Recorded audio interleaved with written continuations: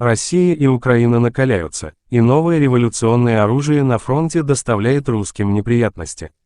Был свидетелем многих ходов и оружия, меняющих правила игры, в войне между Россией и Украиной, особенно американскими британцами, и оружие турецкого происхождения, оставило свой след на поле боя своими успехами против русской техники, однако с другой стороны, наши глаза всегда искали израильские технологии в зоне боевых действий, хотя Израиль имеет прочные связи с Украиной, напрямую не оказывала военную помощь Украине из-за своих национальных интересов, или мы так думали. Турция, Израиль и Азербайджан имели общие интересы и схожие стратегии на Ближнем Востоке и в этих странах, считал Украину дружественной страной, однако региональные отношения были очень неоднозначными, усиливалось сотрудничество между Иран и Россией на украинском фронте, подтолкнули Израиль к действию. Сейчас мы с вами рассмотрим израильское влияние на украинские фронты и поставку новейших боеприпасов М971 израильского производства вместе с новыми израильскими, происхождение оружия, разведывательная стратегия и системы связи и его текущая сила на фронте. Давайте углубимся в специальный отчет,